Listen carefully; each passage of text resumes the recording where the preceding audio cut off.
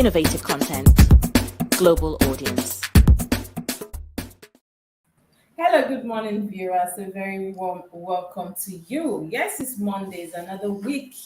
New expectations, I guess. And of course, we're reaching you live from our SRTV studio here in London, the world's capital city. My name is Princess Kessy, and I have with me, as usual, Daddy Kris. how are you? So, I'm good getting morning. excited. I'm beginning to enjoy your show. So, You see? but don't wake me up You too complain early. all the time. You know, That's the some of only the part I morning don't shows. like. That's the part I don't like. Funny enough, they are the best shows. You know why? The energy. You're just starting your day. It's not like maybe you've been so busy and then in the afternoon you'll be tired. But it's refreshing to be here every morning. I go to bed late. Anyway, let's go. Anyway, okay, we are going to connect to Abuja's studio right away. We have our correspondent there already seated. We have Kenneth Paul and of course Mary Val Eze. Good morning. Good morning to you all. Good morning to London. How you guys doing? Oh, fine. It's just cold, but we're surviving the cold. Like seriously? Yes. And there, what do you think, Daddy Kris? We have a lot of power, a lot of news coming in from Nigeria this morning. We have a major story we'll be looking at later. But for now, Serap is dragging reps to court over, 57.6 billion for 360 SUVs for the reps member, right? Yeah. And this is something that Nigerians are describing as ridiculous because not at this time we have issues. In fact, I'm beginning to like this era, honestly. I'm beginning to like them. You see, there are so many things you can do to inconvenience the government. Just embarrass them. You understand? Embarrassing them alone. They know that they cannot just do things as usual. You understand? How can you think of spending that ridiculous amount of money in this time when everybody is hungry? It's not allowed. In fact, the civil society should come together. You know what I was discussing with one of your guests? That the civil society need to come together and form a coalition to actually question the government on what they're doing. And I want to commend these guys. They may not even get anywhere, but keep embarrassing them. Making the move. Don't forget also that they are embarrass them. Don't forget also that they are still on the case of the federal government as regarding, state governors are still receiving pension while they are at the federal level. That is one issue. In fact, I'm gonna be writing to them on issues to take the government on, because the issue of the money not getting to the local government, these are the people that can help us. But again, I think perhaps what I'll be calling on this morning is for the rest of the Nigerian civil society to work together. You understand? Let us just be naming one organization. Let there be a coalition of all the civil society taking the federal government to court that this is not allowed. Let them speak on our behalf, because Labour can't do it right now. And Kenneth, the lawmakers are of the opinion that this is actually your right. Do you think it is the right time to exhibit that right? Well, for me, my position will always be about due process. There's something about being in governance and also having the tools to work. I think most times we overplay these things in the Nigerian politics. Everybody wants to take the opposition position by saying it's not due, it's not right. But then we have lawmakers that need to, traverse the entire reach of the country, trying to do their job of oversight, going through government projects, having to supervise some ministries, some departments, some processes of government. They can't do this by trekking. So definitely there has to be some fun for them to run around, for them to make the expenses. But then the question, I think, where it really bothers on most Nigerians is we're having this financial crunch right now in the country. Most people are starving. There are people who are out of jobs. Maybe we don't really need to spend such humongous amount of money. And I think this also relates to capital flight, because we get to pump in this money to these lawmakers, and then they use it to buy goods from outside the country. So we're having money leaving the shores. But for me, I think every lawmaker, just like every civil servant, should be given the right tools for them to perform and do their responsibilities as elected by the people.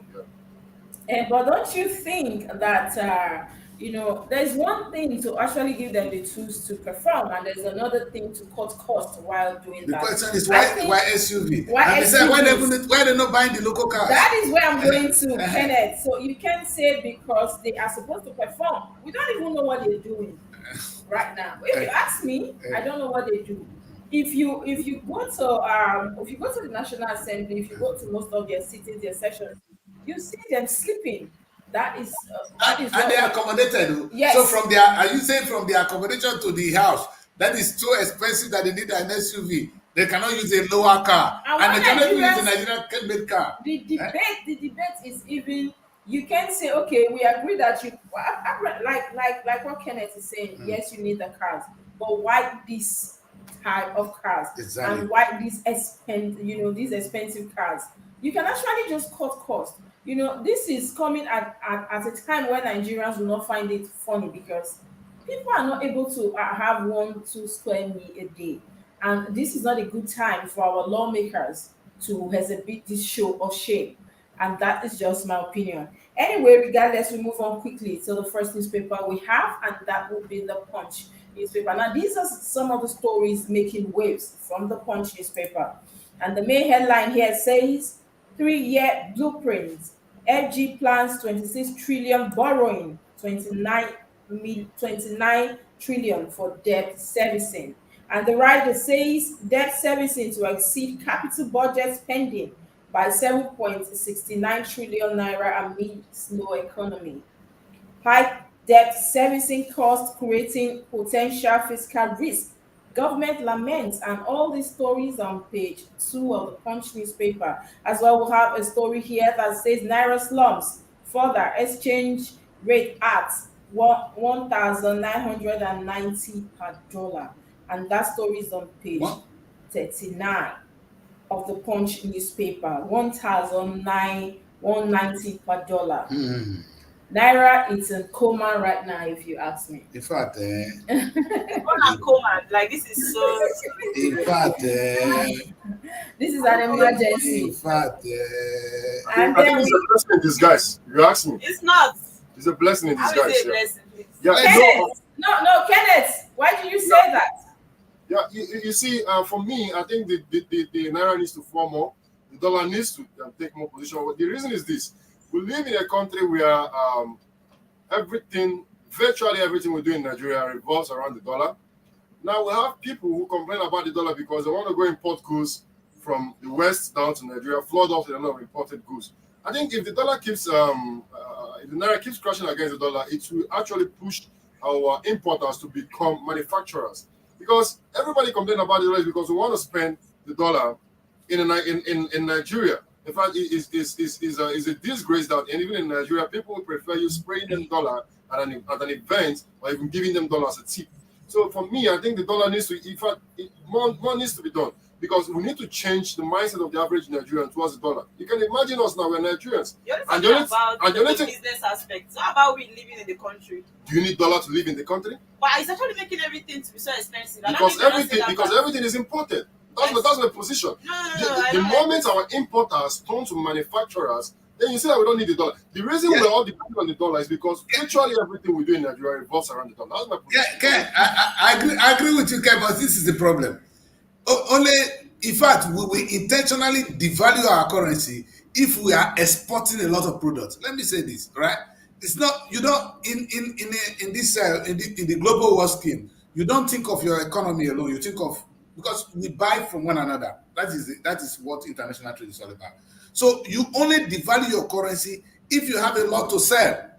For instance, if Nigeria were producing cars or producing biscuits, and we want people to come and buy from us, if our naira is low, people will come and buy from us. That's what China did. And even you see Donald Trump telling them, no, you can't devalue your currency because you are using it to drag our businesses. But Kenneth, we don't manufacture anything. How can you devalue your money for It's not, so it's not favoring us. It's not favoring us in the any way. only thing you sell is oil. There's no need to value your currency for And, oil. and Kenneth, don't forget that as low as toothpick, we import. Yes. And that is the major problem. I think we have. Kenneth is of the opinion that we should go into production. I understand. I understand. You don't Are we produce not anything. producing? Go We're to not. Aba. Now, for me, I think the only thing we produce in Nigeria is oil. Even the oil, we don't produce the oil because we only produce the raw material. We take The it byproduct from the to oil, we refine. still go and We import take it it back. as we refine. So these are some of the issues. So Kenneth is of the opinion that, okay, we should go into production. But Kenneth, that's not the right way to go into production. If you want to encourage people into production, you go a government that make it's an intentional act. to go into production, and then you intentionally devalue your currency when it is the right time. Right now, it is a force. They're forcing our currency to die. We are not doing it intentionally because we're making nothing out of it. What has Nigeria sold? Nothing. And that is the implication. So it is all right to encourage people to go into production, but we're producing nothing right now. So it is really a shame. It is a wrong time, actually, But, Kenneth. having all these billionaires with money stacked up that don't even think about the production. For me, I think if the dollar keeps falling, they won't have any option because the average Nigerian cannot even afford most of the goods you import from the UK or the US. Kenneth, don't forget that these people, these high-class first citizens, they already have so, like you said, so much stacked up. So they don't care whether or not the common man is dying or the economic crash. Yes. These are the issues. Anyway, it's a good one. It's a good one. So the next headline here that says assassination, police probe alleged attempt on Bello, and that story is on page 20 of the Punch newspaper. As well, we'll have a story here that says 5 died, 15 injured in Lagos Ibadan highway crash, and you can see the picture there. That is the story there. That a serious accident there. I don't know. That road is a death trap. I will not enter that road for any reason. You see Lagos Ibadan Expressway. There is no day I sit here on the morning show without seeing one accident or the other. And of course, not just accident, but people dying on daily basis. I don't think I'm just advising people avoid that road. There's something on that road that I don't like. This has been happening for months now. I don't know, they should complete the road, they should do something about it, but we can't keep losing people on daily basis. And then we have a story here that says APC, PDP, hopeful as Supreme Court battle starts today.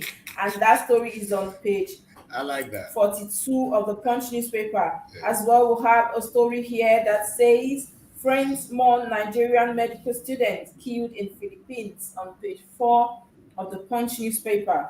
As well, there's a story here that says Israeli Hamas, Biden, hope protesters want ceasefire. And that story is on page 42 of the Punch newspaper. These are all the stories coming from the Punch this morning. I saw a story here that says, there's another story here that says fuel hits 685 per liter in North. Kenneth, how much is fuel in Abuja? Well, as of last time, it was about 687, 688. Most black market they sell about 700 naira on the streets, 750 some if you're in the suburbs of Abuja.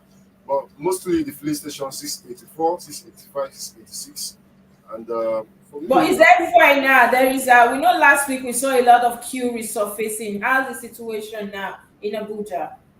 Well, I think there is fuel, but most of the marketers, of course, the mindset of the average businessman in Nigeria, sorry to say, is that of ripping off without empathy for the poor masses. So whenever they think there is going to be, when they create the false narrative that there is no fuel, what they do is they hoard the ones that are, and then with the panic buy.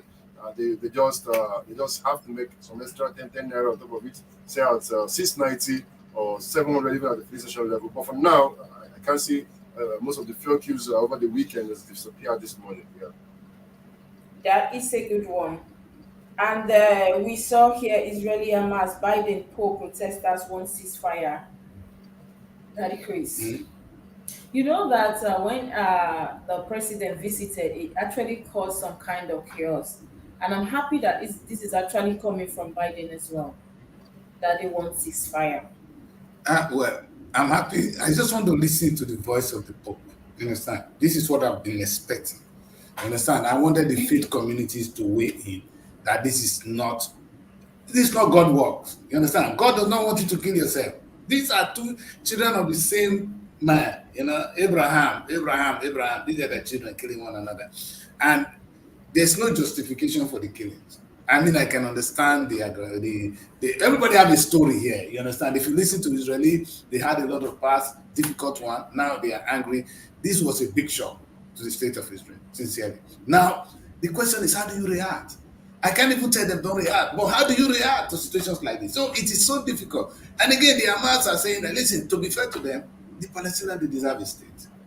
And the international community, they've been trying, in fact, trying to talk about the two-state solution. It's going nowhere. And I'm happy today that the Pope has raised that this is these people should cease fire. Fire. I want the Muslim community, the head to also say this should stop, Stop. and so that you know that the top the religion, which is what they're going to turn it into. I will not be surprised if you guys are going to have problem in Nigeria about this, because we have the north and the south, the Christians and the Muslims. I'm really worried that it might get home, and this is not about faith. This is not about God, because God will not support anything that say you should kill one another.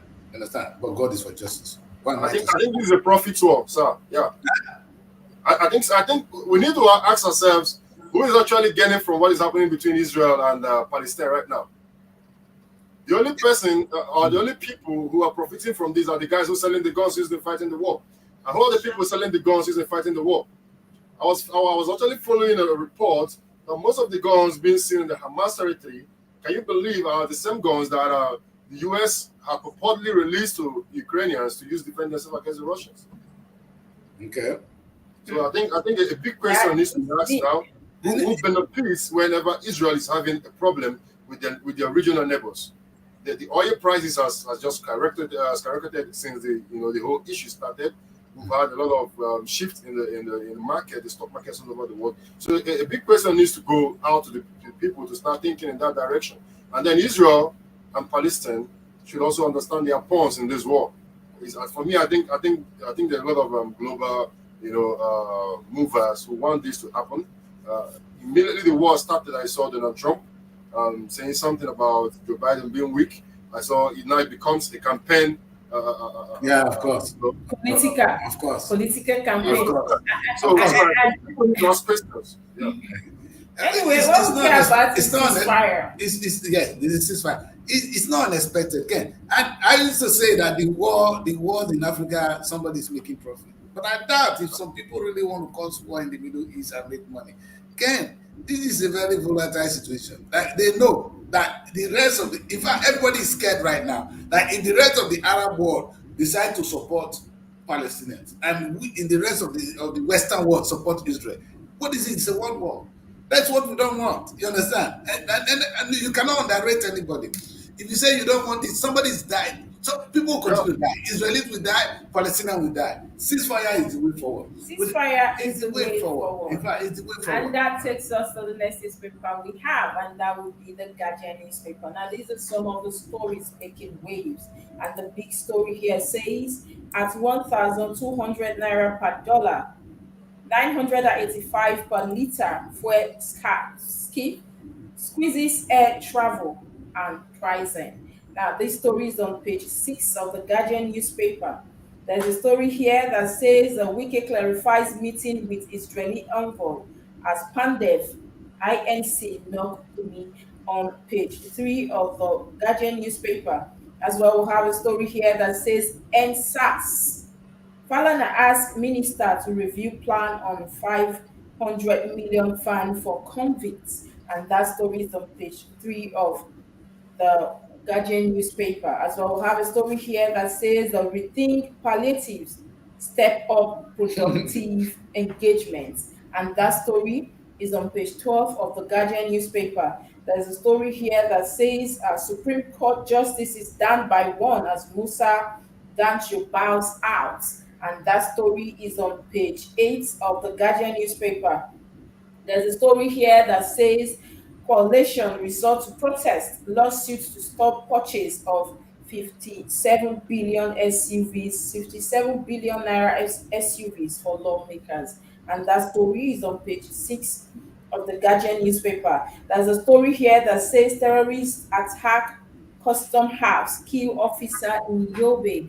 And that story is on page 8 of the Guardian newspaper as well. There's a story here that says Articles 8 tackles Tinubu over forgery allegation. Now, these are all the stories we have coming from the Guardian this morning. The main head, the big story here says at 1,200 per dollar, 985 per liter of fuel, Skype squeezes air travel pricing.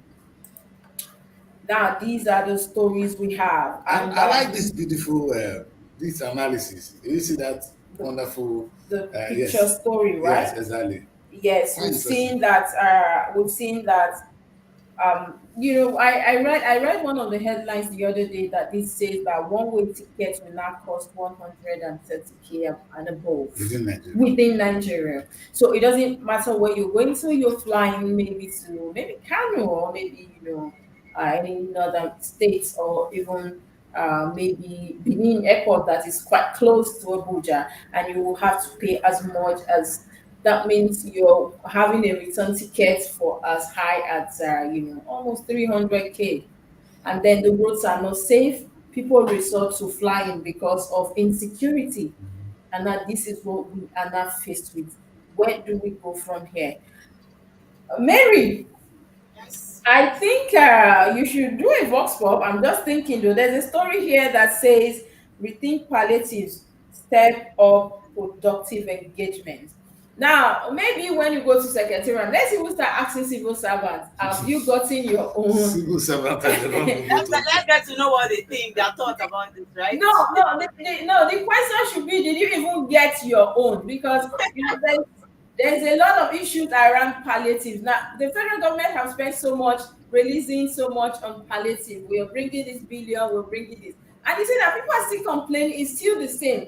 It's just like one of my guests said, you can't give a household of six. A bread is 1,000 something naira. And then you give one household that you're paying them 25,000 naira monthly. And let's talk about medical bills. Let's talk about, normal welfare. Let's talk about even you going on your transportation. It's not even, it's an insult, it's a slap on your face. So it's rather you use this money towards a cost that will be beneficial to all.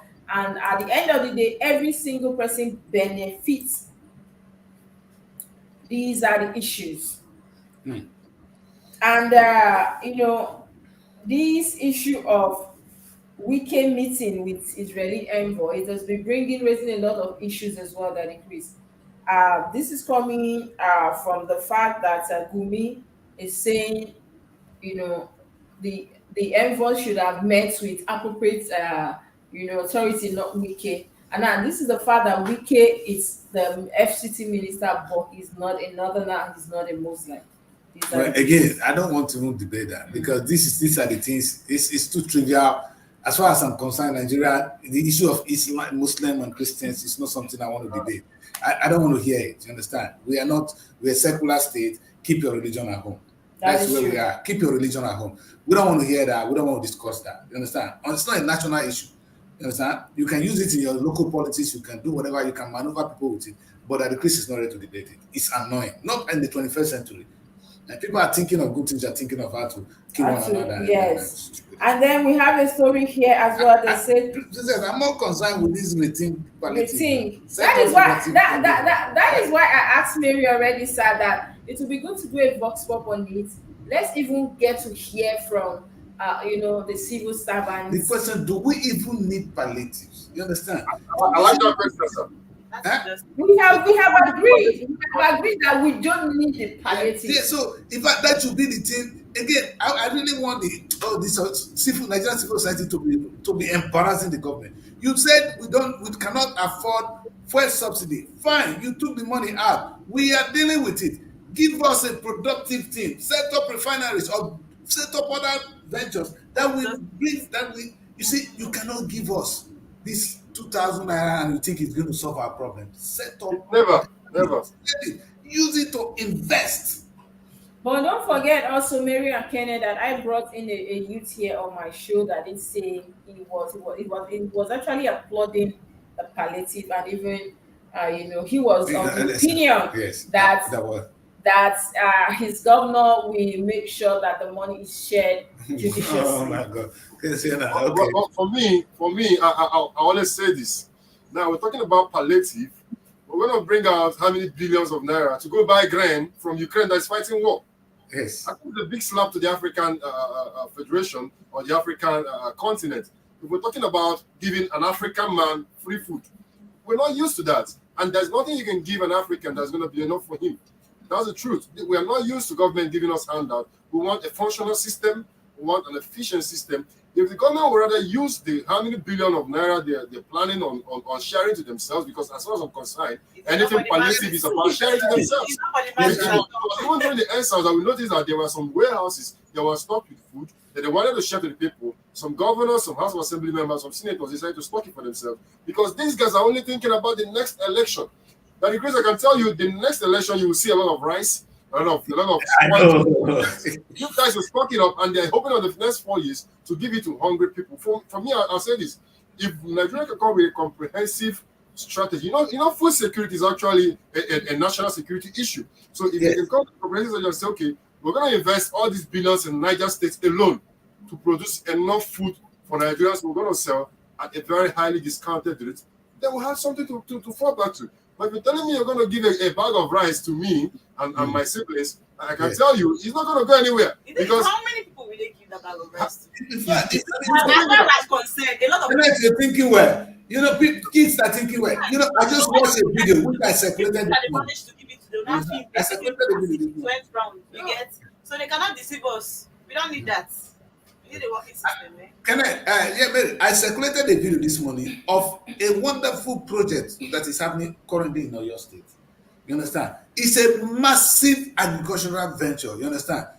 What the government really did was create that enabling environment, and private people are now. If you see the ranches, the amount of grain they are producing, imagine that if we say in the net, like Obasanjo did in those days, Operation Feed the Nation. You understand? With this money, we can't afford to pay for your oil. Go to farm. You understand? Government is saying, we're not putting money on for you to drive cars around. I'm giving the money for you to go and feed your people. And that becomes something that is an intentional act. But to spend the money again, the same money you take from us and you are giving it to us to kill ourselves. Because when you give us this kind of money, it's sugar. Yes. So buy bread and kill ourselves. Yes. Like Kenneth rightly said, this is the time we are importing grain from Ukraine. And Africa has the greatest soil, natural soil that can grow organic food. It's not even, you see, the one they're sending to us, it's fake. If we grow our artificial food, they will come and buy for us at a high cost. You know the funniest thing? Here, they don't have good food anymore. Africa have the rich soil. We don't need fertilizers. And if you can get any of those things, we call it organic food here. If you go to a shop here, organic products are way at 5 times the price of the ones they make here. Why can't we take advantage of that? We have that comparative advantage. So spending our money on that rubbish is an insult to Africa. Thank you. It's not even to Africa. It's not to Africa. And just before we move forward, what we'll do about this air issue? We have airlines. We are no longer moving, and we don't even have Nigeria. We don't even now. This is the problem. For instance, Igbo, we have Ibom Air, which now goes to the state. Is the state. We know that they've been complaining that it's actually this is caused by the fuel, the increment and fuel. But what do we have to do? We can't travel by road, we can't travel by land, we can't travel by even water or air. So where do we go from here? The spike squeezes air travel and pricing as well. What do we go from here? That is the main headline. Yes, last time Kenneth was saying that if your currency is low, it's good for Nigeria. Now this is not some of the implication, because if your currency is low, don't forget you are now importing fuel. You're going to pay with the foreign currency. You see, so these are the implications of it. Aviation fuel is not accessible, and people are stranded at different airports. They are not able to travel. We can't afford it. If you see, people, anything is accessible when you have enough money. The truth is, our money is there. You understand? Getting these things, they are going around now. Maybe they would like to discourage us from using it. That's another thing. You understand? That's what the government could do. I will supply limited fuel. Deal with it. You understand? Because this is what I can afford. This is where it will come down to. But the bottom line is... I think another question should be, are we supposed to be importing aviation fuel? Aviation fuel comes from the crude and other byproducts, right? Are we supposed to import fuel? Are we even supposed to be talking about importing aviation fuel? Maybe the big question we should be asking this government now is, before the Muhammad general, I call him General Muhammad Buhari because he ran like a general when he was even a president. When before he left, he was so quick enough to go commission Dangote refinery. Yes. Why is it not functioning? And they told us August. Aside the timeline, I think why are you talking about Dangote refinery? Why can't our federal government even think of just 2 refineries at this difficult time? How can the federal government of Nigeria remove oil subsidy without even thinking of just 2 fuel, two refineries? Dangote was able to do it. A government cannot do it. Even states can have their own refineries. States. Okay. Yes. I think before we talk about a national carrier, we should have a national refinery that maybe just focus on the aviation fuel alone. If we can have a modular refinery in Nigeria that just gets the aviation fuel out, believe me, in fact, our state government again is still who I'm going to blame. You see, if the states were thinking, one may just specialize in aviation fuel. You understand? Some will do diesel, some will do kerosene. You understand? So that they can these things, they will be making money. The state will be making money. All they do is wait for money to come from federal government. That is their own side of it. Then the federal government, of course, they are the big boys. They were able to spend that amount of money to go and buy vehicle. You understand? And you're defending them. And look at the shame. The same day we're talking about look at where they could put the money. So the money they took from oil subsidy, they're using it to buy big cars for themselves, maybe marry new wives. These are the issues, and that's why I think Nigerians are actually raging at this point. This is not the right time. Nigerians should rage. They should support. If Nigerians want to rage, support what these organizations are doing. The coalition of civil society should be embarrassing the government. We can see the press is doing what we have to do. We've raised this alarm. Let them embarrass the government. They should be in court too. Not this one. In fact, the Nigerian court should be busy with petitions, with cases. Actually, because some of these things are crime against humanity. By the time we cannot feed, you cannot run the affairs of the country, we take your government to court. And you know what? The government becomes weak. They don't want that. The election is coming from. So they don't want that. So embarrass them. And they will listen. If they embarrass them, they will listen. You understand? And that is the only organization I'm giving them some of right now. Well, kudos to Sarah from us well-meaning Nigerians. We move on quickly to the next newspaper we have. That will be the Daily Trust, and these are some of the stories making waves. The main headline here says domestic foreign airlines disagree on multiple designations. And the writer says our businesses at risk, indigenous careers. Go and build your capacity. This is coming from foreign airlines. What bilateral air service agreement says. All these stories are on page 4 of the Daily Trust newspaper. As well, we have a story here that says Birigwari villagers raises alarm over an Asuru militant's presence. And that story is on page 3 of the Daily Trust newspaper. Go on. And there's a story here that says Kanu, Juse emirs seek government support for farmers. And I guess you can see the story there. That's the picture there of the emirs meeting. And there's a story here that says ordering contractors back to sites without payment wrong. And Arewa tells federal government. And that story is on page 7 of the Daily Trust newspaper. There's a story here as well that says Pandora's box, evidence of how Bello Matawale do billions in cargo airport, Zamfara government. These are all the stories we have coming from the Daily Trust. And I really want you to throw your weight on this, Daddy Kris. There's a story here that says domestic foreign airlines disagree on multiple designations. And there's a story here, go and build your capacity. Now, this is coming from foreign airlines. It's shameful. They come to your country, they dictate to you, they accuse you, they insult you because you don't have anything to your name, Nigeria. How can, as small as Akwa Ibom, they are not flying Africa? The next thing now you will hear them going to Europe, to American, and the whole of Nigeria, we don't have one.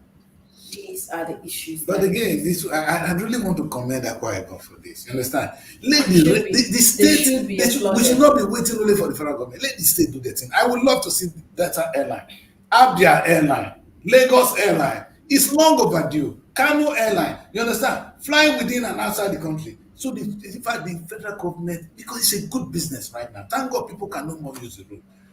Do you know what it is to be abroad and you want to go home and you cannot fly your own airline? In those days, we used to fly Arik Air. And guess what? When Arik Air were here, they were the ones sponsoring some of our businesses. You understand? When I did my premiere, Arik Air were my partners. They gave us tickets, you understand? Because they have something to do with us. What has British Airways got to do with me? No, I was trying when I was doing my event, because it's not the interest of British Airways. Virgin don't care. But our airline, they have our passengers at heart. They will support us, you understand? So it is so sad that we don't have the national carrier, but let the states do their own part. Sorry, Kris, I think I'm going to support you on that, because for me, I think the fundamental problem we have in the Nigerian system is that the states are over-reliant on the federal government. We have career politicians running the states. We don't have most of the states. We don't have technocrats. Even the technocrats, when they get in, they turn to become worse. They try to become political, and they don't even know the politics. So most times we need to start having people who could bring up concept, because, like you said, the aviation industry can actually give billions to some states if they put all their hearts, all their energy into that, build up like their own carriers, run national and international flight. Then most of these states should be able to fund themselves. Well, of course, the problem, like you rightly said, is that the only thing they do is to sit down, wait for the federal government to share the little peanut they can share to them, and they'll still steal it, loot it, and then You're right, Ken. You're right. They still loot it. The small one that comes to them, they loot it. In fact, the state governors are annoying. Oh God, they are the most shameful people. They seize the money going to local government. They are the one. In fact, sometimes, the funniest thing, everybody is talking about the federal government.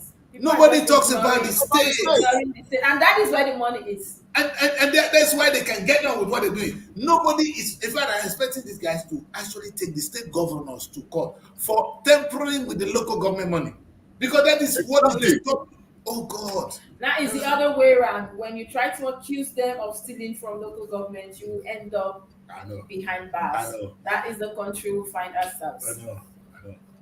Anyway, there's a story here that Kris that said Birigwari villagers raises alarm over Nasiru's militant presence.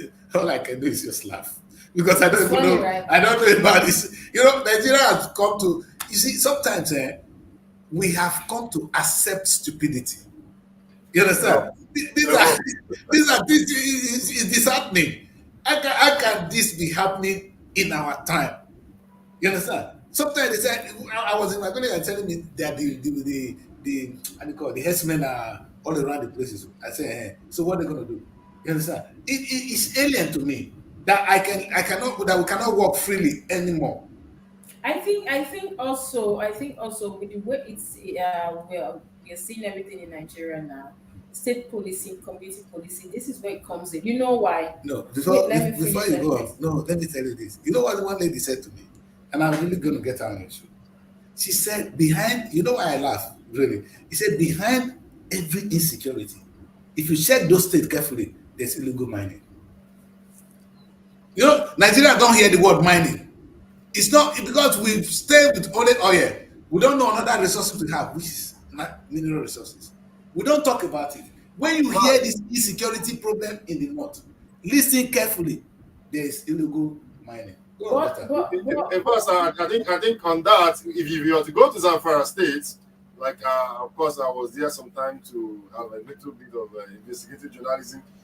The bandits they talk about, these are just young men who block the bush, the forest. In fact, if you cross them, if you are going to settle them and go in, the level of mining you will experience in Zamfara will blow your mind. No, Kenneth, I beg to disagree. Militancy, banditry has gone beyond just blocking. No. If you're talking about the north, these guys are really going seriously into illegal mining. We have Chinese nationals who live inside the forest. Let's leave the mining first, right? What are the ones that invade the cities, come to people's home? Do you understand? Kidnap people, abduct them, and they start demanding for so much money. What What do we have to say about that? Is that mining? That is not mining. This is way serious than that. Really? Thank you, Princess. Actually, if you look into it, if you look into it very well, the guys that come to these communities to do this stuff. I'm from Abia State, and I know how we were able to mobilize ourselves at the community level to stop the herdsmen crisis, and having them moving around the bush, carrying an AK-47 behind someone's backyard. Most of these guys you see, we don't even talk about the fact that some of the herdsmen are victims of cattle rustling from the locals. So most times they come to a community illegally. I'm not going to dispute that, because normally we don't even need to have people behind your house saying that they are ranching. Or in other advanced countries of the world, we have a place kept out for cattle and whatever livestock they want to do. But now we have these guys there in the community. You know that most times the people that perpetrate this evil, like in Okigwe, and even most of those times it's even the indigenous. They do this, they take you to the bush, they keep you there, say you're kidnapped. And then the narrative, of course, is that it's the herdsman. They say the herdsman has kidnapped someone. Thank you. Because everybody has bought up that narrative that it's the herdsman that kidnapped. But you're going to ask, is a herdsman, which herdsman in Nigeria knows how to collect ransom by Bitcoin? You know that most of the ransom in Nigeria is taken by Bitcoin. Can you tell me one Fulani man that knows how to operate a Bitcoin wallet? So even if the guys are doing this, probably someone is motivating them. There are bigger players in this insecurity.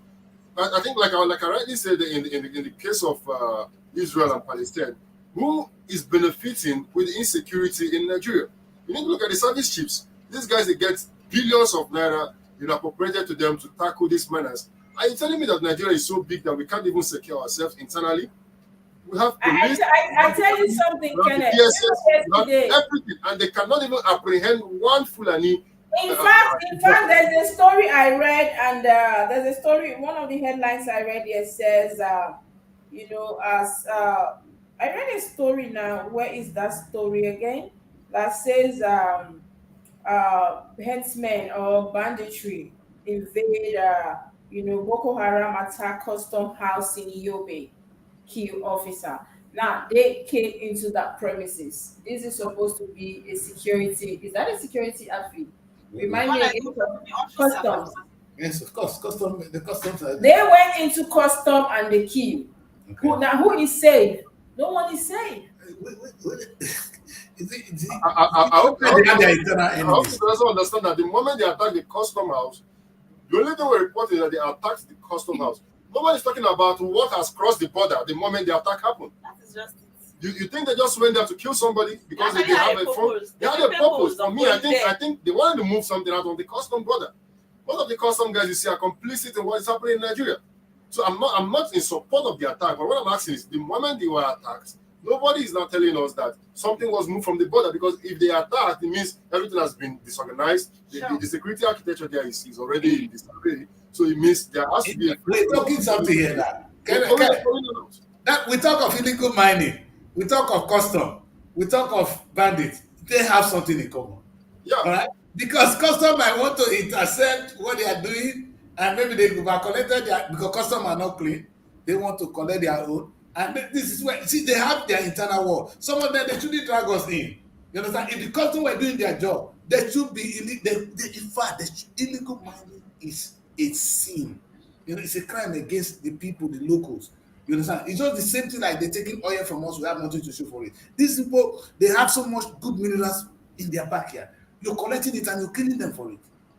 By the time the bandits don't have enough, they go on the street and pick people. And that's what you see. Because when you give people guns to do certain things, after some time, when that is no more lucrative, they're going to take the gun and take from the people on the street. That is what you see. The kidnapping is a result of because there was an initial setup to set up it. That's how they got the gun in the first place. Now these guys, there's no more business there. They're not pouncing on us. So in fact, we should address the root. Politicians funding gangs during politics should be stopped. Should be a capital crime. Yes. In fact, illegal mining, people coming to you equip the locals so that you can do anything you want. It should be stopped. You understand? You'll be surprised that this ammunition will be controlled. these boys, they don't know where to buy guns, so there's nowhere a Fulani man know where to get the gun. You understand? You are the one that gave it to him because you wanted to win the election. Now election is over. They have guns. What do you think? These people have diverted. You understand? Because they're in the farm, they're in the church, everywhere. And actually, I don't even want to say Fulani men. I want to say even our local boys. Sometimes the politicians, when during the election, they will give them guns. You understand? It's the same gun they used to kidnap us. And like Ken rightly said, some of them will say it's Fulani men. It's our young men. It's our young men. You understand? And who gave them gun? Let's address that. Who is giving them gun? So when we say, see, the thing, if they pass them, you understand? When you start a crime, when the crime turn back on you, that's what you get. Monsters erased. Don't forget yesterday that we had an interview with a legal practitioner here, and the man did say the friends are now going to Ghana to build houses. They are no longer going to Nigeria. The fear of being kidnapped, the fear of insecurity, banditry, it's really sad. It has gotten to the point where Nigerian citizens are now going to Ghana to settle from Europe. This is shameful. Is it true? Is it straight? Most of you now go to school in Ghana because your school, you stay there for 10 years. That is going to school just the way you go to Europe, just the way you go to America, to Cyprus to study, and you go back home. They go back home? They go back. But it's not even a shame that Nigeria have to go to Ghana. That's too much. Nobody goes back. Are you saying Ghana school is better than Nigerian school? There's no way. There's nothing they're going to teach in Ghana than Nigerian school. We are not saying it's better, but because of ASU issues, you would not want to stay in one institution for years. So that, again, it boils down to people migrating, people running away from the land because of bad governance. The language is bad governance. I know it comes down to insecurity, like you said. The poor man was lamenting, Ken, and I'm going to do a big documentary on that issue. I just told Kessy that you see that Nigerians who are no more coming home. They are scared. Some of us came to Europe, they wanted to stay for 2 weeks. We end up staying for 50 years because we are afraid to go back home. It's not as if it's better here. You understand? The man was lamenting that if he has a chance, he will leave immediately. That his friends are now building a house in Ghana. He said he wants to go home if they can just guarantee him security of his life. No money, he can feed on anything. Can you imagine? And you know how much Nigeria is losing for that? Because that man would have come, his knowledge, he's a trained lawyer, his knowledge, his little money would be invested at home. See how much we lose. So imagine if all of us in the diaspora really see that Nigeria is a home to come to, and we just come and put, maybe I come now and put SRTV there, the other person come and put one there. You see, there will be job, there will be productivity in the country.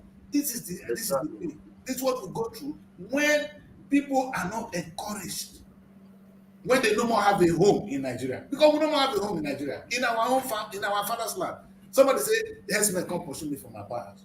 What is talking about? Anyway, because of time, we move on quickly to the next newspaper. We have next story here. Just before we go, there's a story here that says, Kanu do say Emir seek government support for farmers.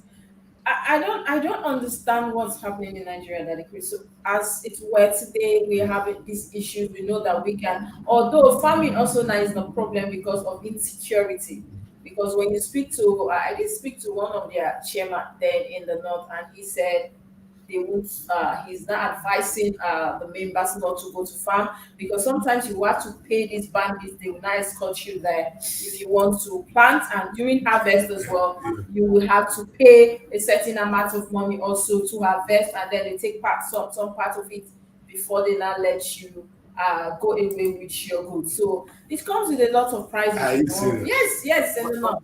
My question is, the bandits in the north, where are they from? Are they from the south? No. Are they from the west? No. They're also from the north. These are local actors in their states. I hope you know that. They might be foreigners, you know. Okay, from where? They might Anything that happens in our place, you community.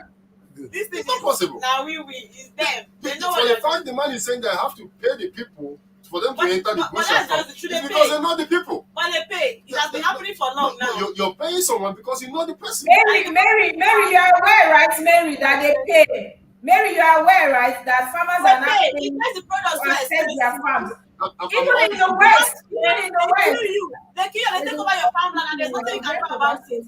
These are one of the reasons why the price of our food is just so expensive. People are even so scared to go to the farm. If you manage to go, you pay. Sometimes it's even maybe the councillor or the chief of that particular community that will help them to pay, but they pay for it, and it's not like this before. Mary, thank you. Princess, now what I want to ask is this: you see what she said? Is the councillor, is the chiefs that take the money from the farmers to go and pay. My question is this: we have the Department of State Security, we have the Air Force that's supposed to see whatever happens on the air, we have the army that can actually track them to the bush. Who is paying who? And where is the transaction taking place? Sometimes people they have to do this announcement.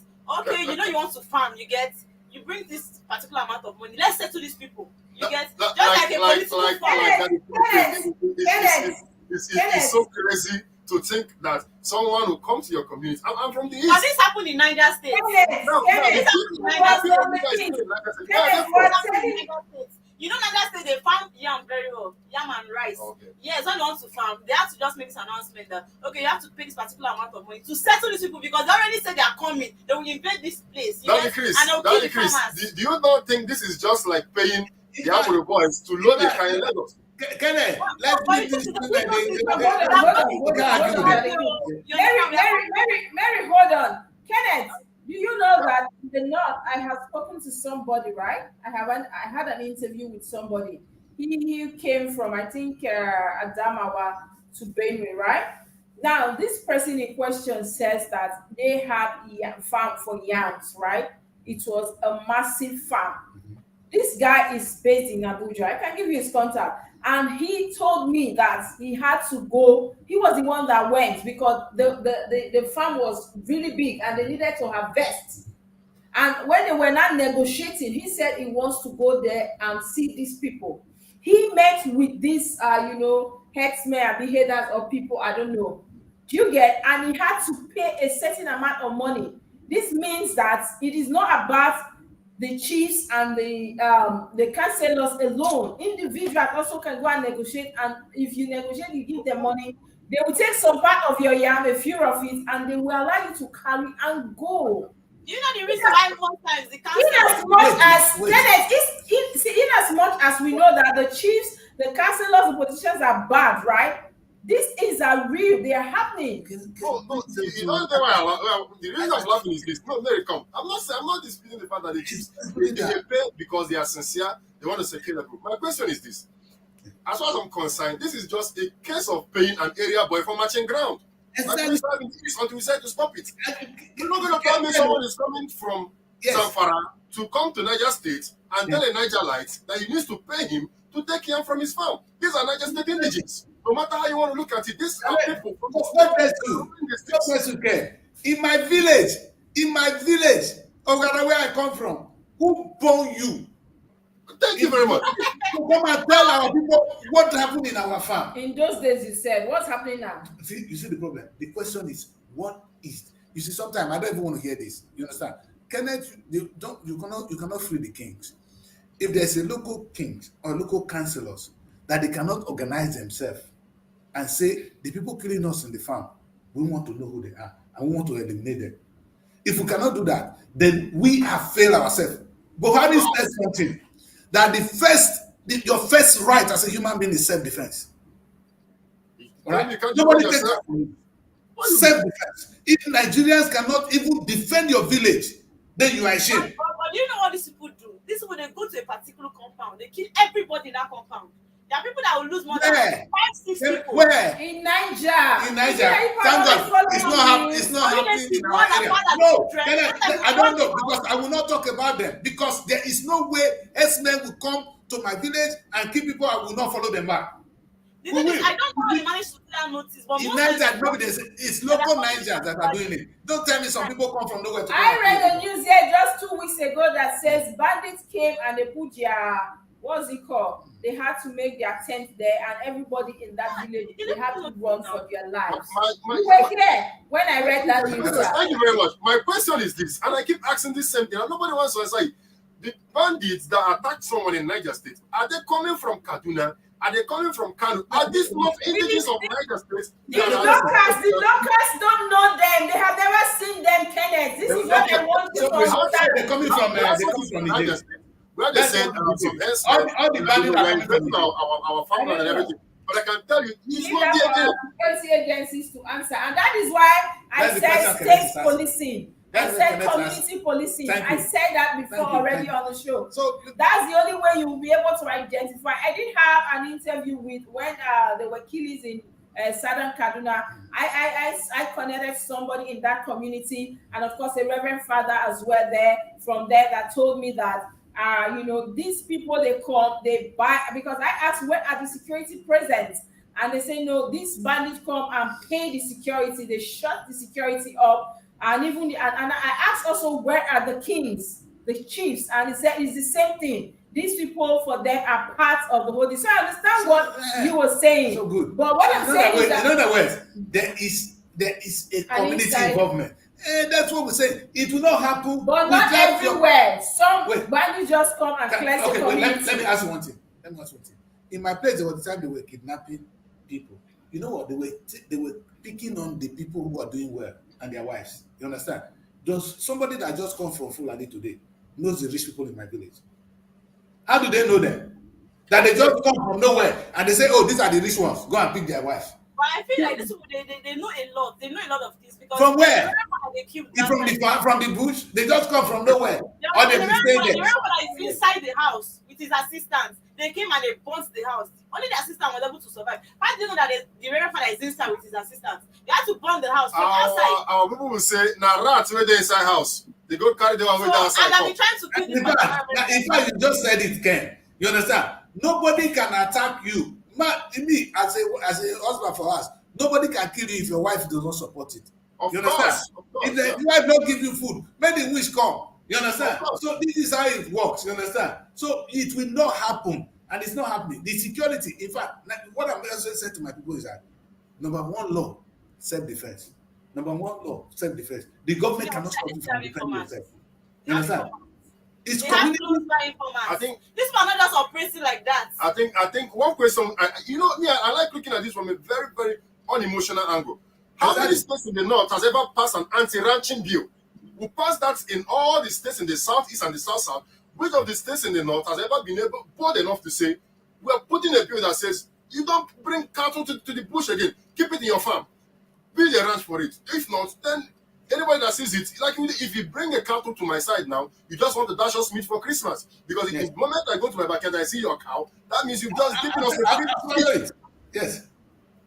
So Weekend will do it. Anyway. Weekend will do it in FCT. I know Weekend will do it in FCT. No, Weekend came and Weekend started, with that, monster here. Yes, we'll do it. I don't want to see FCT with. I don't see cows around, and if I see, but I think after a week, Weekend started a new song that he wants to negotiate with them, and this is why Give them a place. No, it's okay. Because we're not saying that.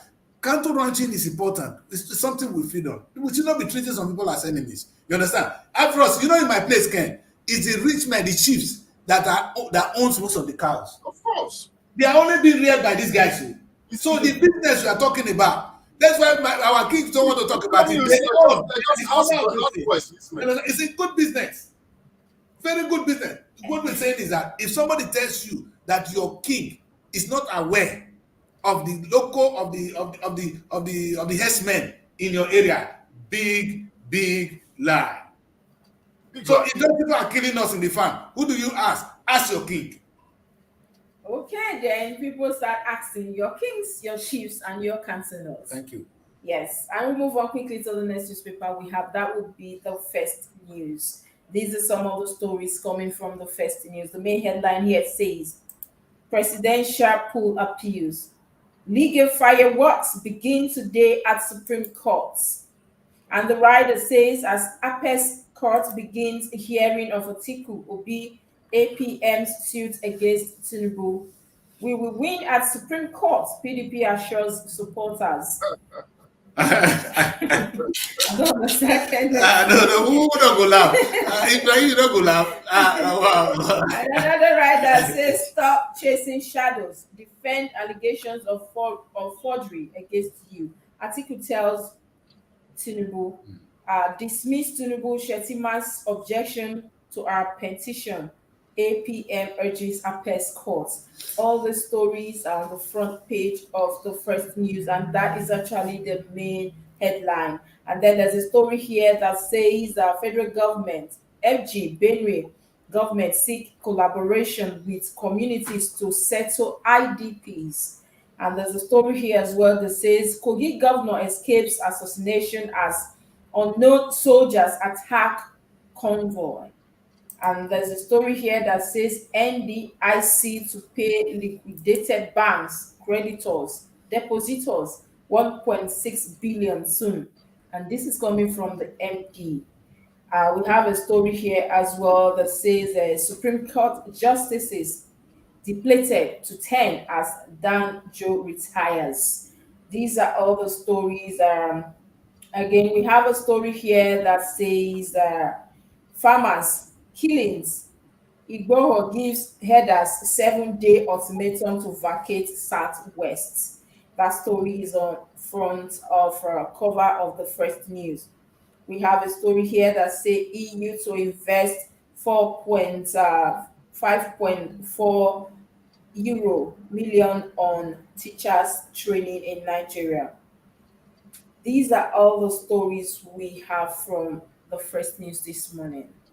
And there's a story here, just like what we were saying. You can see now that Igboho is giving header 7-day ultimatum to vacate the whole of Southeast. Since the government will not do it now, individuals will have to do it. The right is called right to self-defense. That if you call headers, so who are the headers? Are they the one kidnapping people? Farmers killing. Okay, good. That is All right. the headline here. And the Kenneth, you laughed. Why did you laugh? When I read PDP said they will win. when I read the news that we will win at Supreme Court, and you had to laugh. What was that all about? I think my laugh is just a statement of the fact that the PDP, which you call the PDP, is just Atiku Abubakar. Let's call him for who he is. I think he's just living in an illusion. For me, he had the opportunity to win this election more than even the APC. He could have gotten his house right, but he had allowed his ego to play him. For me, I think the moment he invaded the process of choosing, the flag bearer for PDP, which of course the party was still deliberating on zoning it to the south, and then he just bought his ticket from Dubai and jumped in with all his dollars and mesmerized everybody at the primaries and took it up and became the flag runner. He had a problem with having his, mending his party, the issue with Nyesom Wike, and of course, letting P2B go down to Labour Party, knowing fully well that both of them are definitely going to share the votes, but they were more or less sympathetic to the PDP. I think whatever they're doing now is just an effort in futility. Elections for me are one. Election for me are one at the polls. If you lose at the polls in Nigeria, realistically, you're just going to waste all your money at the court. For me as a lawyer, I think this is just a cash out time for us, the lawyers. They have to eat and put food on their table. They'll keep giving him hopes and hopes and hopes. Instead of telling him the truth, you get. And the truth is what putting their money into this thing. I will not just see any good. The truth is what the lower court has used in ruling. The Supreme Court is not going to take in any new evidence into submission. We're way beyond that. They lost on the 25% FCT. They lost at the polls. They lost with the IRF. Telling them that it's not even in the electoral laws that the elections must be uploaded electronically. Rather, you're now going to forgery and certificates issues. But man, I think Atiku has a lot of dreams. I think one of the dreams is being the president. And for me, I don't want to sound like I'm against the man, but I think if he's never going to win the presidency, he has to be a better politician. He has to be a better father, a better leader, know how to mend his house together. The people that left PDP and went to Labour Party was originally supposed to be in PDP and bring his voters to him. Even if he was going to be the flag bearer, there are ways you placate people. You tell them, okay, I think I can be the person to get this from Mr. Tinubu. If you guys throw your weight behind me, let's do this and get. You talk to people. Elections is all about structure. It's all about alignment. If you lose that, you're losing the election. Whatever he's going to do at the Supreme Court now, for me, of course, you saw his lawyers at the last ruling. They're all sleeping because their account is reading. So whatever he's going to do now is just put some millions into the lawyers and put those to the legal team. You guys have to eat, and I understand you guys sincerely, but they know themselves that they're just selling this man dreams that will never come to reality at the Supreme Court. Anyways, we'll keep our fingers crossed, and I'm with whatever will come out of that. The legal fireworks begins today, and so we just wait and see how that plays out. And then also we have a story here that says that EU to invest 5.4 million euro on teachers training in Nigeria. Do you think this will up again when we talk about teachers? I don't know, but people look down so much on teachers in Nigeria. I don't know why. The question is, do you want to train teachers to teach what? Teachers? Teach us what? The Nigerian curriculum is the worst curriculum in the world. You understand? It all starts with the curriculum. You understand? We don't have a curriculum. We don't have a functional curriculum. The curriculum. Are we not having a curriculum? Is it actually the fault of the teachers right now? They should be the one to propose a better curriculum. Is it their fault? They should be the ones to propose a better curriculum. Kenneth, are you people saying we should develop our own curriculum? We should change a curriculum. We have? Two things we need. We need a Nigerian curriculum and a curriculum that fits the 21st century. These are two things. You understand? The one we're using now is the one we inherited from British for the white people, for their culture, which is good for them. But it's not meant for us. You understand? Like I said, again and again when I cry, when I was in primary school, that was secondary school, who discovered River Niger? Mongo Park. Mongo Park. Mongo Park discovered my father. You understand? That's an insult. You see, but even them, so-called Zik, who were educated, they refused to change that one. Even down to my time in school, I was still taught that Mongo Park discovered my father. You understand? See, that is the curriculum we'll be using.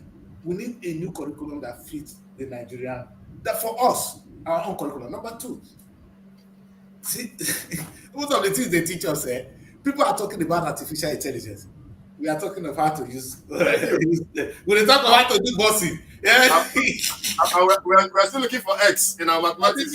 In fact, we are just, so we need, if Nigeria if you want to help us, they should encourage us. They should help us to set up a curriculum that we don't need them anyway. But if they say that they should fund, because now that they are funding, how would you not tell them we need your money, but we don't need your ideas? Because then you don't keep it. You understand? We don't need you to colonize us again. You see, because what I'm saying is, if you're giving us what you think, then you are colonizing us. And you see, these guys, they've used our brain again and again. You understand? And Africans have their problem. You cannot blame any other person for your problem, like Kenneth was saying just now. Our problem is within. You understand? Our leaders, they are not stupid. They are not so stupid not to see what is happening in Europe. There's no way they will bring American curriculum to come and put down in Europe.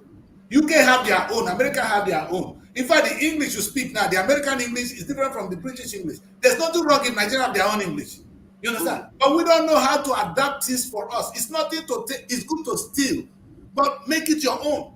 Sometimes when I give you people script and I've been watching, I want to see how you make it your own. Not what I write. You understand? When you interpret it, then I said, yeah, you've made it your own. And that is when I commend you. You understand? So if you see these people, anything they give to us, the script they're giving to us, let us make it our own. The curriculum we are operating in Nigeria is not useful for Nigeria. The Chinese are not even trying to give us their own, and they tell us speak your language, speak Chinese. I think the language, the Nigerian national language should be Pidgin English. You understand? They should learn to speak Pidgin English if they want to communicate with us. You see, we have nothing. In fact, we are disgracing the world, because if we had come up with a Pidgin English, that's our national language, and we can read and write in it, they will be forced to learn it because they want to do business with us. Now, you know how many people learning to speak China now? So we're going to do business with China. Let our language be Pidgin English. You see, we should learn. If I speak pidgin English now, people think, oh, what this man is not educated. Because we've been brainwashed. We need that education correctly first. Without a proper curriculum, there's nothing you're going to teach us. Nothing. I had a guest on my show the other day, very sound man. In fact, the man is so he was telling me that he's so angry with Nigerian government that up to now they've not been able to change their curriculum, and then he keep has to keep shouting, this one keeps shouting, we need wages, do the right thing, even we will support you. That as much as we're still using that curriculum, there's nothing he can do about the sector as a whole. But he would have loved to help. The fact that you were saying black people are dark, or you discover Africa, you don't know Africa because they are dark, they are black, he will not, support in any way, even if he has the resources or the means to support.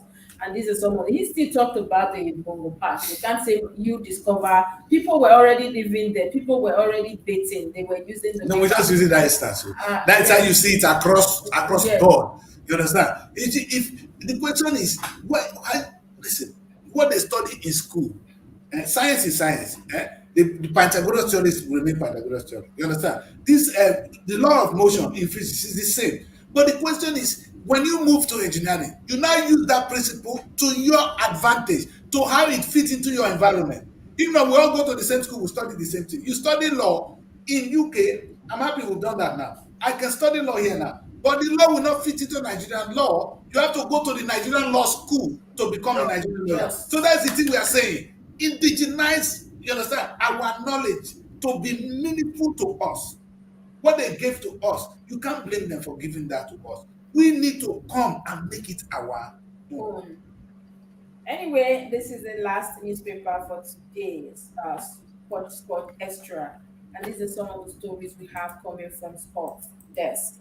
We have here it's the Chiamaka Uwandoze's show, and you can see her there trying to catch the ball. That story there is beautiful. And then there's a story that story is on page 7, and then we'll have a story here that says Liverpool beach personal terms with Osimhen, and that story is on page 7 as well, the Punch Sport Extra. We have also here Fury Woods make Joshua mistake, and that story is on page 2 of the Punch Sport Extra. There's a story here that says Nigerian players abroad. Look who is back. Lookman score in Atlanta win. Omorojion Usayi Samuel also on target. And these stories are on page 6 of the Punch Sport Extra. As well, we'll have a story here that says Ajax might get relegated. This is coming from Olise, and that story is on page 7 of the Punch Sport Extra. We have a story here that says that Akinje to miss Manchester State derby, and that story is on page 5 of the Punch Sport Extra. These are some of the stories we have coming from the Punch Sport Extra this morning. As well, we have a story here that says Mbappe matches 58-year goal scoring record. And that story is on page 3 of the Punch Sport Extra. These are all the stories we have coming from Punch Sport Extra this morning. I know two of you are sport people anyway, so what's happening with Osimhen? Is he in Liverpool now? Well, I think Liverpool is just trying to bid for the young man. For me, I think Victor Osimhen will always do very well in any club he goes to. Liverpool might definitely come for him because we'll be having reports of Mohamed Salah moving to the Saudi league to cash out full time. He's just 30, about 32 now, so he's going to be looking at the retirement package, and of course the lure to Saudi football is quite high with Cristiano Ronaldo in Saudi right now. So yeah, Victor Osimhen moving to Liverpool is a possibility, but the young man has over time said he's a Manchester United fan, and even John Michelobi was able to confirm that when he said they had some discussions with him, telling him probably to look into the direction of Chelsea. The young man told him over again that he is a Manchester United fan, so probably he might not be moving to England anytime soon.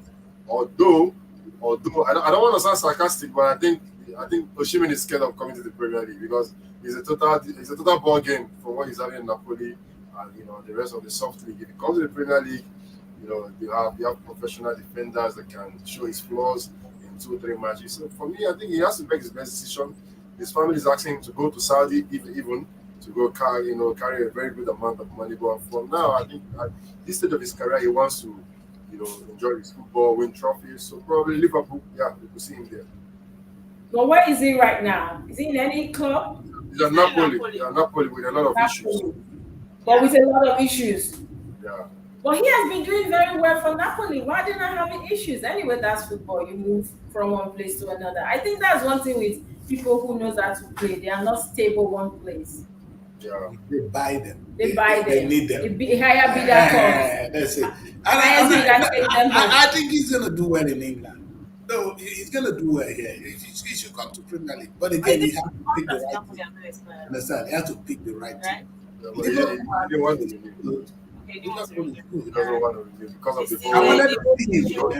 If he comes to Man City, you see, sometimes these footballers, men, they should not go to a club where their career, because if you're not winning trophies, you're going down. You understand? If you can enter Man City, we're going to add a lot of value to the team, and he's going to add a lot of trophy to his belt. If not that, they should go and cash money and go home. Let him go to Saudi. If it's not that, go to Saudi, man, because He's really proud though, so we don't want him to just go and cash out. They should keep giving us trophies. Trophies we want. Let him go. There's a way to see when people play. Let him go and get money from Saudi. Go and build Nigerian team. You see, you guys, I want to see your what you do next. Focus on Nigeria. Nigeria is not helping us. And then there's a story here, Kenneth, that says Nigerian players abroad. Look who's back. Luke Man scores in Atlanta win. Omar Osai Samuel also on target. We know that we have quite a number of players, but my fear, I really don't want to look at this, Kenneth. I want to ask you a question. We know that with all these players we have, don't you think we should start having, we know that the states are having team of football teams. I know we have a Imba, we have the Eagles, we have all that within the states. But don't you think some of these footballers, should come together and start developing the young, catch them young, bringing out football teams? Not just this one we're seeing now. It's as if those ones at the states are actually dead. We don't hear much about them. They don't go for competitions. What's going on within the country? Talking about the younger ones. Well, for me, I think the question you asked is a very good one. But these are players who are not supported in any way by the Nigerian Premier League or whatever they have in Nigeria. In fact, the only thing you get from NFF is when they come to take the percentage when a Nigerian player renews a contract. So most of the players don't have that feeling to give back to the Nigerian society, because they think for them they're just here for themselves, for their family, to make ends meet for themselves. Okay, I think another thing should be most of the players that play professionally, when they encounter injuries and probably they don't play anymore. Have you ever seen the Nigerian league? I'm not taking care of at like all. chase them in, even as coaches, as player, models, even as player agents. So for me, most of them don't even have that empathy to think about the league now. The only thing they're focused about is making money for themselves, for their family. But there are also those who are passionate. We have Kano currently. He is the administrator of the Nyimba Football Club in Adia State. And okay, I think we have a yes, little bit of network. They have battery issues. Okay. Well, it might be light. Yes, and that is actually a very valid point. When these people have sacrificed, giving us Nigeria, so much name, at the end of the day, when they are in need, we tend not to, look at them, and this is why also I think they are shying away from, giving back to the society, like Kenneth rightly said, giving back to the society. That becomes a very hard task for them, because of course Nigeria don't even look at them. That is one sector I think the government is not harnessing very well. That sector, and then entertainment. This is the two sector, thriving very well, but the government tends to look away from this sector. And then they say you're clamoring, oh yeah, you're holding on, and you're saying you're going down with the oil. This is really bad. I think. Do you have anything to say? Yeah, you said one valid thing. I saw, is it Oroma? Wilson Oroma. Yes, Missy Noruma He- is look at critically it, ill. look at his state. You understand? That support what Kenneth just said now. That Nigerian does not have that welfare package. They don't even remember them to bring them back, and there's no opportunity for them. But again, it boils down to this, Ken. It's not enough for them to say, "Oh, let the industry die," because it's their own industry. That is true. Because if the industry was thriving, private teams will engage them. In England, it's not the government engaging them.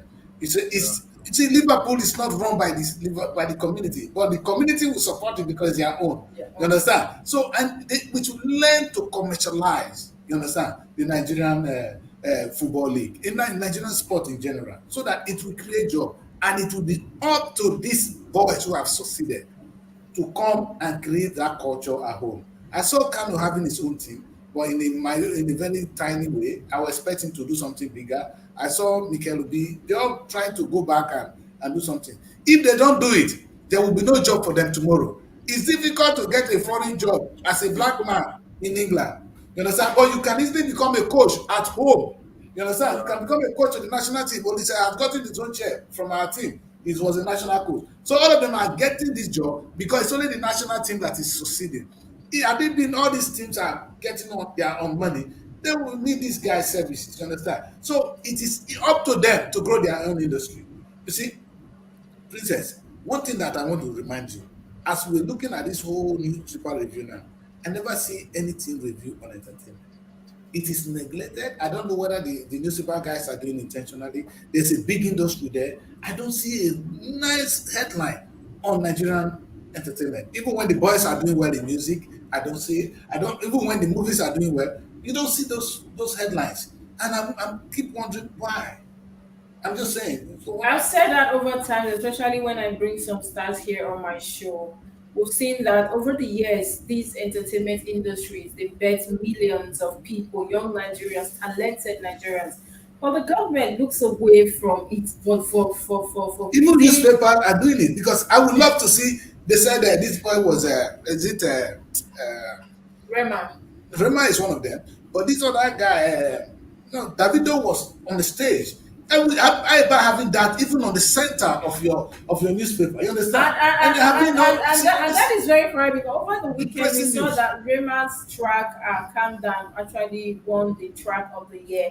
And I'm not seeing that in any of these headlines. It's And that is shameful. what I said. We don't. But once they say negative things about them, you just see Yes, them. they will. It's sad. It's It's sad. quite It's sad. pitiful And as this is well. money. These boys are, in fact, the Nigerian, look at Sime, and I'm happy we are able to talk about them.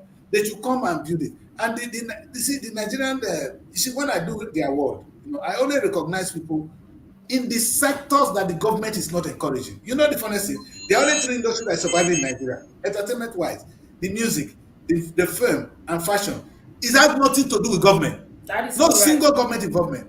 And even newspapers now, you guys in the press are not actually encouraging it. We want to see headlines. You understand? We want to see headlines or a section or a particular newspaper on this. In fact, the sport is just maybe one side thing. We can do better. Anyway, we can do better as a people, as individual, as a group, as government. That would be a good place to wrap up the show today.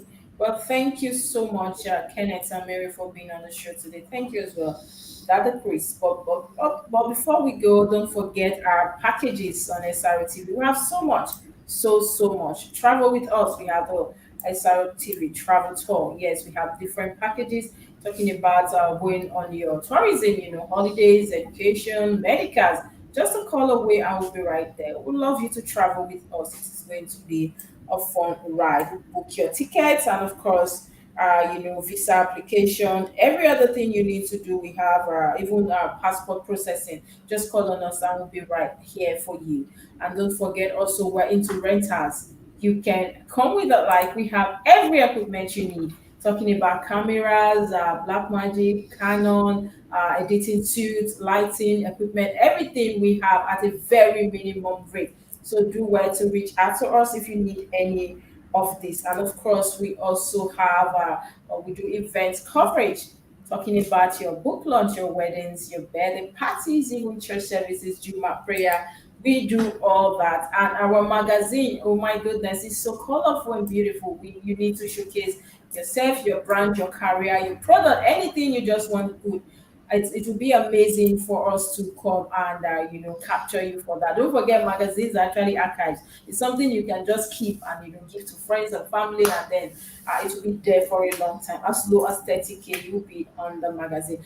And also, we have the Killer of events coming up. And I wanted Kenneth to talk to us a little bit as we round up the show on the Okay. next president. What is President. going on, Ken? Well, it's been a very fruitful one. Of course, our viewers out there know this is the third edition of the next president, and at this stage we are the next governor. We're having some of the states having their finals this week. I'm talking about Niger State, Plateau State, the FCT, and of course Imo should be having their state finals. Of course, registrations are still on some of the states, but we're moving forward with. Adamawa should have the registration portal open and more probably close today. Kaduna, Katsina, Gombe is on. Zamfara is so on. And I want to encourage all the young people who are watching our live broadcast today to key into this project. It's not just a reality TV show. It's a show that mentors someone. It's a show that teaches you the basics of politics. Because I think what SRTV is trying to do with the next president and the next governor show is to groom leaders that are really ready to lead. Because most times we'll have young people in the political circle who are not prepared to lead. The moment you give them position, you begin to see a lot of wrong news about them. I'm talking about the Senator Bo and the rest who are able to get into governance and they were never ready to be there. So the next governor is on. Encouraging every other person who is not part of this now to log into SRTV and register. Of course, registration is free of charge. We do this to make sure that we have leaders who are ready to lead. I don't believe the youth are leaders of tomorrow. I believe we are the leaders of today if we decide to lead.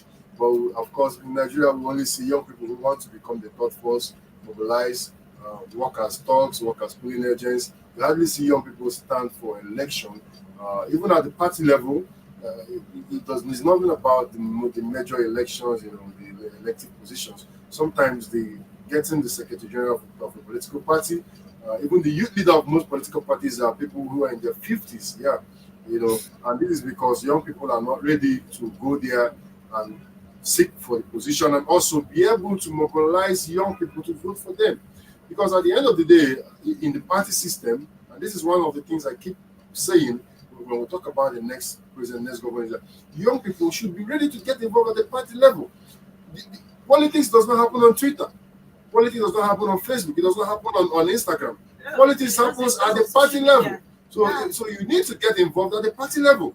You're not going to sit in your house and expect someone to make you, the governorship aspirant or candidate of your party. You have to come out. You need to work. You need to campaign. You need to build party structure together for them to support you. So if there's any show anywhere in the world that has given the platform for young people ever in Nigeria to go into elective positions, to go into mainstream politics, is the next president and the next governor show. And I want to encourage every other person watching us right now to please join the process. Probably within the week on the Good Morning Show, we'll bring in some of the aspirants at the different state levels to join us at the studio and also talk about the manifesto, talk about the expectations on the show. We could also bring in some of the past participants on the show to also talk about the experience and what they've been able to get from the show so far. But that's what we have on the next presidential this month. Thank you. In fact, Kenneth said it all. You understand? Young people, it's time to organize. See, the first thing is you equip yourself with the right knowledge and then organize. You see, protest is good. Now you know these people don't care about you. Like Kenneth Riley said, you are not running for office. And even if you choose to run for office, you need to do it in a particular way. That is not something you jump into, you learn it. It's tutor. You learn that and then you organize. You have the strength. Population of Nigerian young people are more. If they decide to take power, you can. But because you are not organized, the elders or the old men keep ruining us, and it's your future we're talking about. The next president should give you an opportunity actually to grow your skill and learn how to run a campaign. That's one of the things we take out from the show. All right. All right, that will be a good place. Young people take advantage of this and be part of this very. I think when we look at like what Kenneth said, when we look at young people today, he said something. Protest is good, but you can decide to just be there and change things. And so this is the right time for you to take that footstep. So it's a good one, Kenneth. Well done. That would be a good place to wrap up the show. We're going to see you again, hopefully tomorrow on the show. And don't forget, upcoming Killer event coming up next month. That will be 21st of November to 27th, where indigenous films are showcased across Africa. So be part of it, and all road is to Canada next month. We'll see you again on the show tomorrow. And before then, follow us on our social media handles. Follow us on Instagram, Facebook, Twitter, and X, and of course YouTube. Leave us with your comments, and we'd love to hear from you. Subscribe, invite somebody to the page as well. Remember that peace is priceless, so let's always give peace a chance. Do not disobey the traffic, and of course, obey traffic law. Drink water, water is good for your health. So see you again tomorrow. Hooray! The next President Show is here again. Are you aged between 18 and 30, smart, bold, and possess exceptional leadership skills? Do you have what it takes to be the next youth governor and future youth president? Then register free now at superiorradioandtelevision.com or call the number on the screen. The Next President reality TV show, moving politics out of the polite drawing room into the clamor of the streets.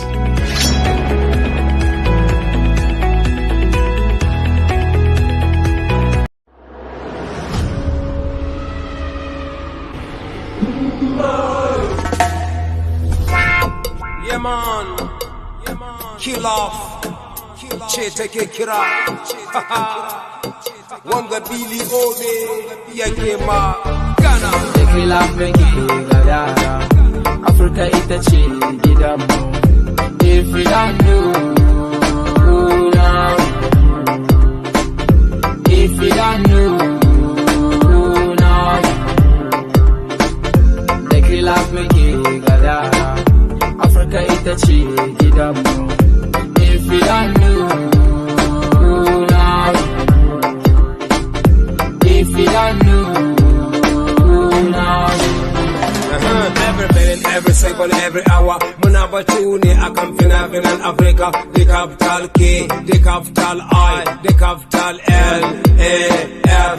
Muzo mutalla bawa harshen Africa. Shiro har Swahili. Hasaibu da Somali. Har ma da harshen Ghana har da Yorubanci.